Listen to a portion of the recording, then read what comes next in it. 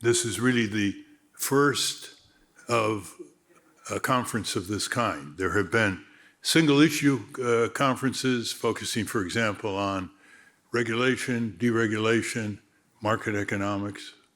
This conference approaches it from many angles, based on the work of many years of scholars and activists and people who engage in both endeavors, as we will see throughout the day.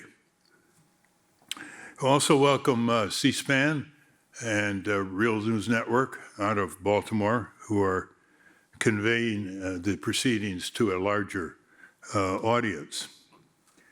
We expect to produce a volume from the papers submitted here, and also turn the material into a variety of media interfaces. It's important to know that free market mythology is a basic educational tool in this country, where the chambers of commerce, for example, go right into the middle schools and teach what isn't so. They teach the myths of free markets, which are very hard to find these days, given the prevalence of corporate power. There will be additions to the proceedings here. We invited several other people, Professor Margaret Radin, Professor Lisa Heiserling, on areas dealing with fine print contracts, contracts of adhesion, which Professor Radin calls torts in themselves, that they have become wrongful injuries in their one-sided contract peonage and servitude that all of us have to sign on a dotted line or click on. And also Professor Heiserling taking apart the issues of cost-benefit and how those are twisted to favor corporate power, contrary to any concept of market economics. At the outset, I'd like to thank John Richard and his assistants, Matt Marin and Ethan Weisbaum, who worked on the both substance and logistics of this conference. There are many ways to look at any economy or political economy, as we know. We can look at them the way Edgar Kahn, who is a co-progenitor of legal services for the poor way back in the 1960s, and he's come up with different kinds of markets, what he calls the core economy of the household, which isn't paid for, the volunteer part of the sector produces extremely valuable services, the market economy itself, and the public services or public goods economy. There are other ways to look at the economy, the movement in recent years to redefine progress and change the way GDP yardsticks are measured. Indeed, the controlling process here that implements the myths of market fundamentalism are the yardsticks of progress. And we hear that our economy is booming, but for who? As Professor Daniel Ostis said, it's about distribution, distribution, distribution. We get aggregate data and aggregate yardsticks. We don't get distributional yardsticks when the press releases every so often come out of the government and out of the corporate economic realm. And so, for example, we see yardsticks on corporate profits, corporate capital, some yardsticks on unemployment, but they ignore child poverty, they ignore the poor quality of the economy, the horrific distribution and inequality in the economy, the depreciation of natural resources in the economy, the environmental devastation in the economy, even the huge surge since 1980 of obesity in this country, which is now over 30%, when it was under 10%. in 1980 and all the health consequences of that as a result of massive promotion of fast food full of salt, fat, and sugar at a very young age by the electronic child molesters or marketeers in this area. So the question is, what is market fundamentalism? And the Nobel laureate economist at Columbia, Joe Stiglitz, said that market fundamentalism goes back a long ways, but it was really given a high profile by Margaret Thatcher and Ronald Reagan. He says, and I quote him, "From a historical point of view, for a quarter century, the prevailing religion of the West has been market fundamentalism. I say it is a religion because it was not based on economic science or historical evidence. It was sold by Thatcher in the UK and by Reagan in the USA. It made reference to some old ideas in economics, specifically to Adam Smith's notion of the invisible hand, which is the argument that firms who pursue their self-interest and the maximization of profits would lead as if by an invisible hand to general societal well-being. Adam Smith himself was very aware of the limitations of this argument.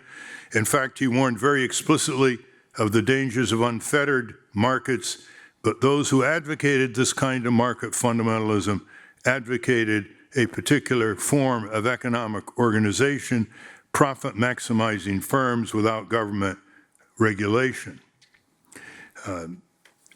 This issue of market fundamentalism was also given publicity by George Soros in a critical manner. And so the question is, why is it so important to challenge market fundamentalism? Well, anybody who's been advocating in the consumer, environmental, labor, tax areas understands why.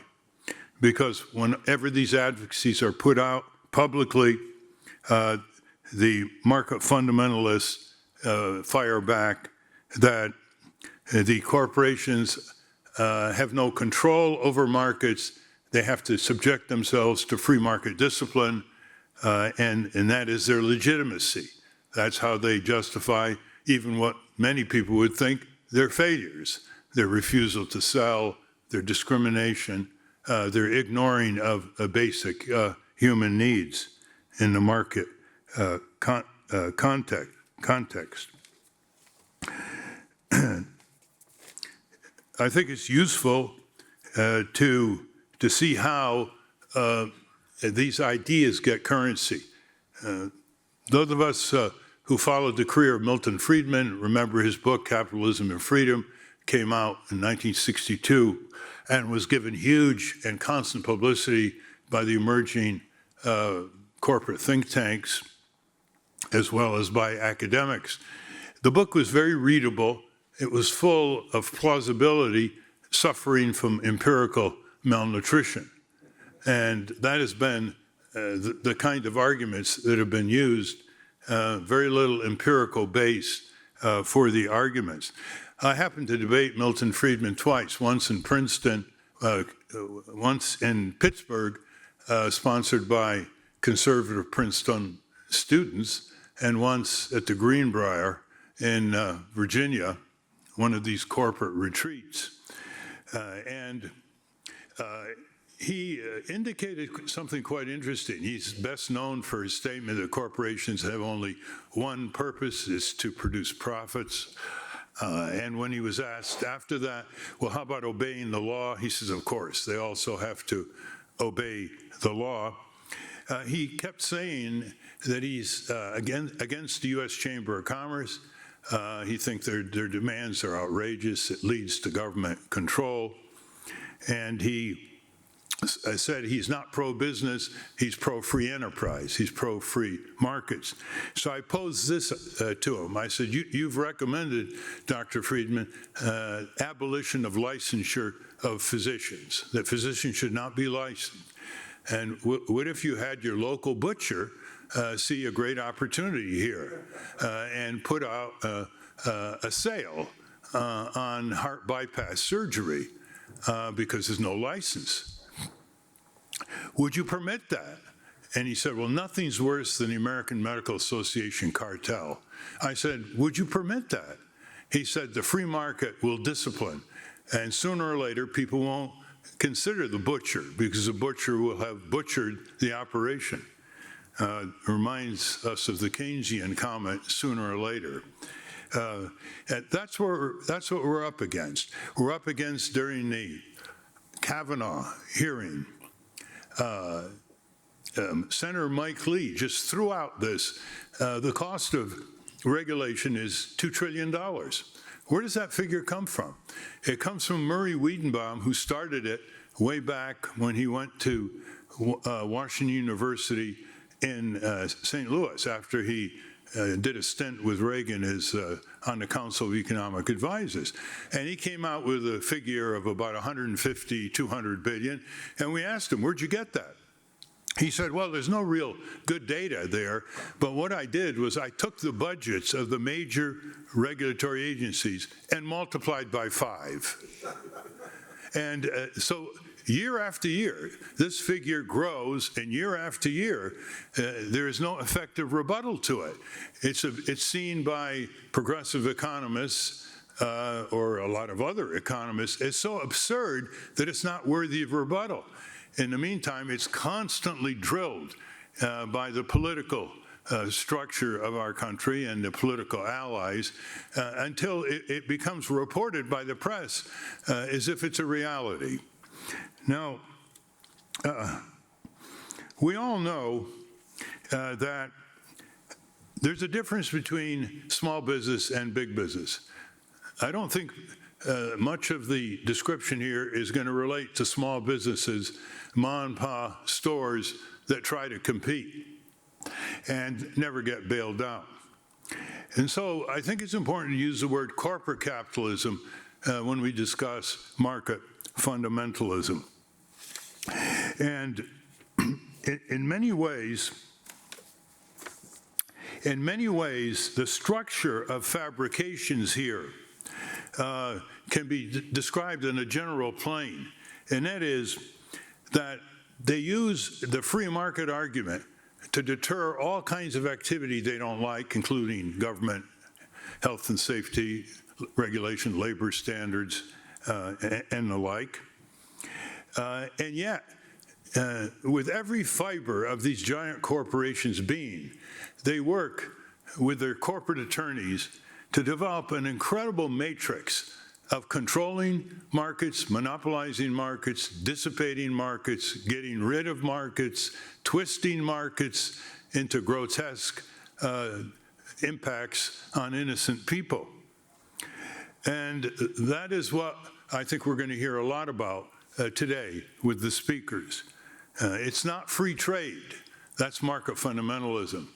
It's corporate managed trade agreements. It's a transnational system of autocratic government that subordinates health, safety, labor, environmental standards to the imperatives of corporate commercial trade, to which these basic values have to adhere and be shaped by. I've pulled together 5 ways that corporations prevaricate in terms of their alleged adherence to free market discipline. And these are 5 principles of capitalism that large corporations violate. The first principle is that owners are supposed to control what they own with some reasonable degree of control. I mean, there's eminent domain and other restrictions, of course. Well, the shareholders, institutional and individual, own the corporations. They are virtually powerless. Their power has been sucked out of their ownership into the hired hands of corporate executives and boards of directors. It has now gone to such an extreme that the business judgment rule almost allows mergers in some cases, bankruptcy decisions in some cases, all kinds of executive compensation to escape any kind of either advisory or mandatory approval by the shareholders. The second, under capitalism, business is supposed to sink or swim. It's supposed to obey the verdict of the marketplace. And we now know from recent experience there are a lot of large companies that are too big to fail, like the Wall Street banks. They demand that Uncle Sam serve as their all-purpose protector, providing a variety of public guarantees and emergency bailouts. Capitalism, number 3, is supposed to exhibit a consensual freedom of contract. You can't have market economics without freedom of contract. 99% of all contracts we'll ever sign are fine print contracts. We sign on the dotted line, no amendments, and we click on, and often never even see any part of the contract. Freedom of contract has been destroyed. And it's remarkable how little this argument is used against a market fundamentalist. That is their principal Achilles heel, because it's understood by every American, without exception, who has to sign on the dotted line and then be very surprised at the rights that they have given up on page 18 in the fine print. The Airbnb contract, for example, is over 60 pages of fine print. And many of these contracts include unilateral modification, which is the exact opposite of the meeting of the minds and contractual consent, as well as compulsory arbitration and exclusion from having their day in court, consumers, and trial by jury. A power upheld by all too many right-wing judges, and a power that no government can impose on us. No government can block us from using the 7th Amendment to have our day in court, but corporations can. The fourth is capitalism requires a framework of law and order. Adam Smith, John Locke, Frederick Hayek, and Milton Friedman all understood this necessity. And these are rules of economic fair play needed to prevent mayhem, fraud, deception, predatory practices.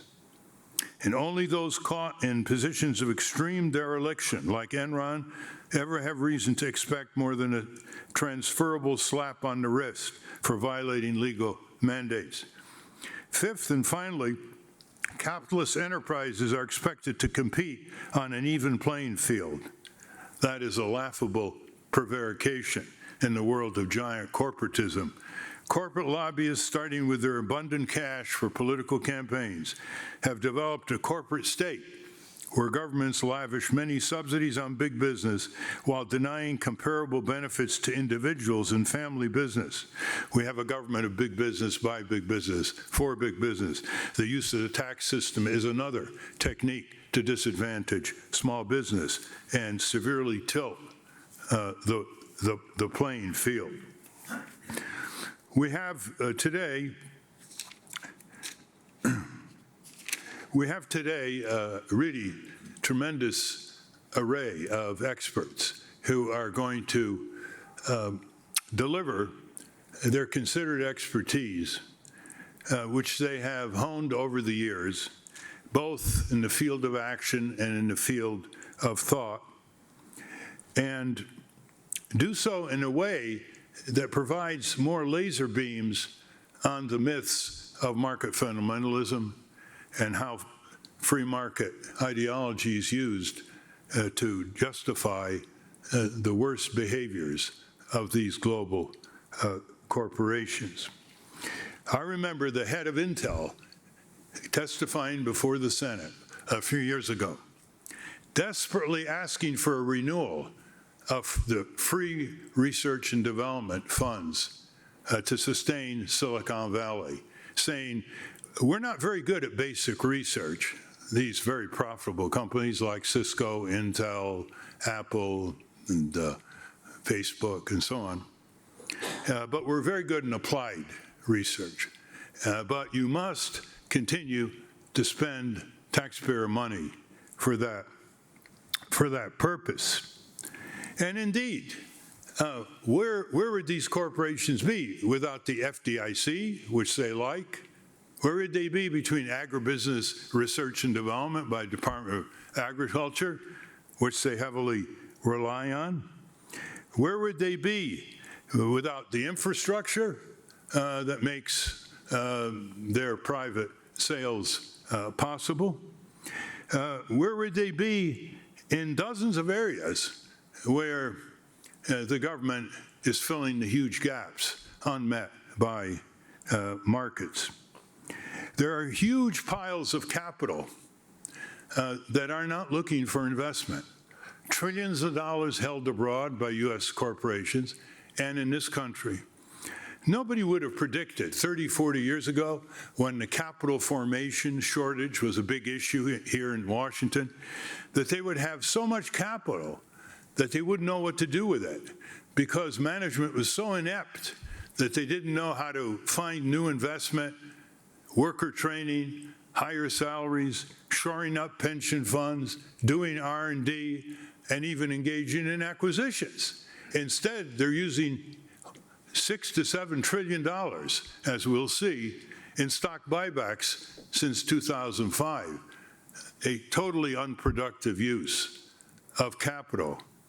And so we have these mutations where corporate capitalism goes way off the foreseeability and the prediction of market scholars. Huge piles of capital, while there are huge unmet needs in this country. Unmet needs that are called redlining, that are called 30 million unbanked Americans here. And yet, the market fundamentalists and their prevarications, willing to take the FDIC guarantee and other guarantees of banks too big to fail, are opposing postal savings systems, are opposing public banking systems, even though they have refused to deal with tens of millions of people's banking needs.